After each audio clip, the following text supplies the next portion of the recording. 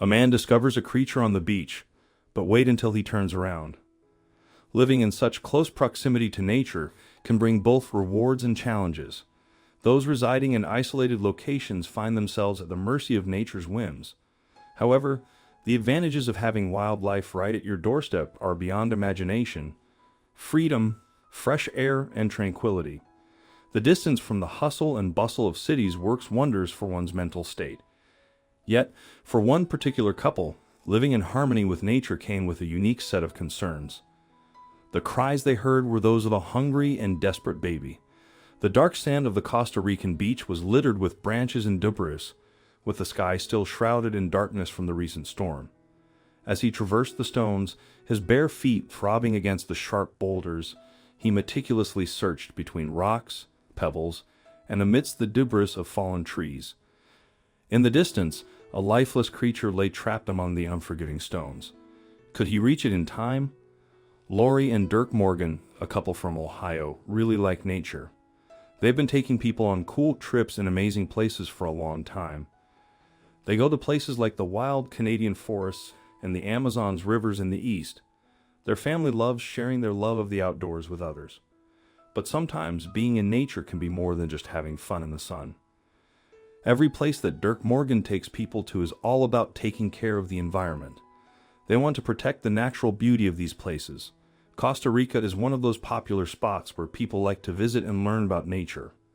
So they decided to create a place for visitors to stay in a special area called the Osa Peninsula near a town called Puerto Jimenez. It's a remote place that attracts many couples. One of these couples heard some strange sounds while they were taking their usual walk along the beach. They'd all heard the winds the night before, but the strong lodge kept them safe and dry from the unruly elements outside. Blankets and tea kept them warm enough to enjoy Mother Nature through a glass screen while staying protected. Not everyone was as lucky. A wet and tired ball of hair lay motionless on the beach. The night was long and cruel for this young creature. No food, no warmth, no shelter, no protection. Without its mother, the young creature was vulnerable to the elements and other hungry animals.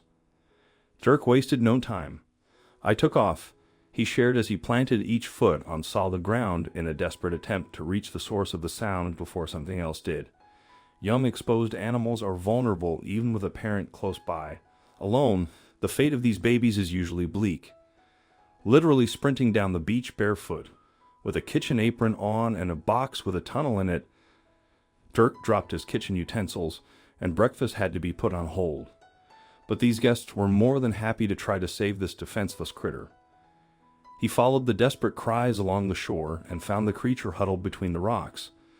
But upon closer inspection, this hairball seemed a bit peculiar. Long, overstretched arms, a bear-like pink pointed face, knotted and drenched hair. This creature seemed more like a drenched stuffed toy than an animal. Dirk couldn't distinguish between the sand and insects caught within its fleece. The cries didn't ease when Dirk lifted it from the flooding stone fortress. Was it injured? He was one step closer to identifying the creature after a lone night of fear. Dirk gifted the creature with a dry towel and a cozy cardboard box. The lanky beast looked lost inside the large box, too big for its body. Its protruding nose was raw pink, a common side effect following 8 hours of sand and storm exfoliation. Dirk wrapped a blanket around the young, shaking ball of fur. It reached for him. Something was off.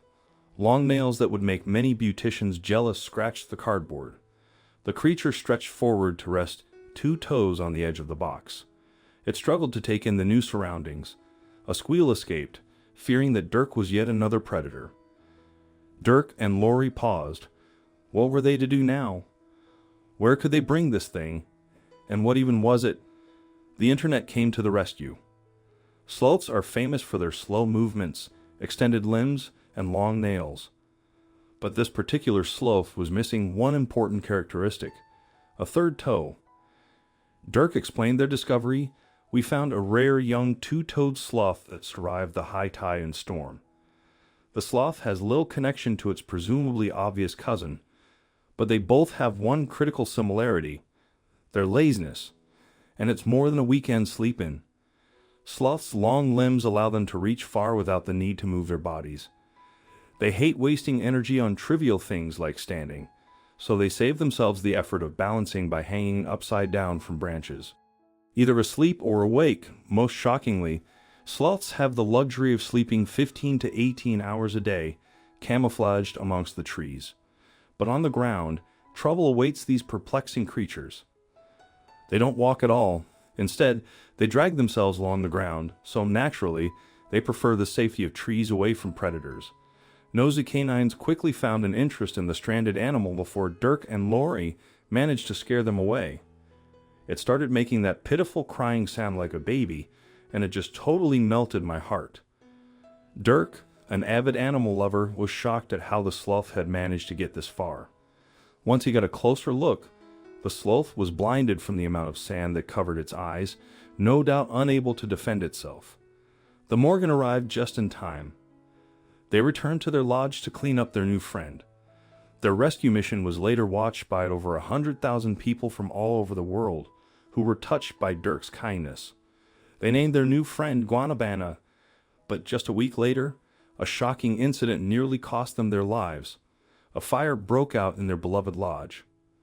Unable to extinguish the raging flames, the Morgan hastily evacuated from their cherished lodge just moments before it succumbed to the fire's devouring embrace.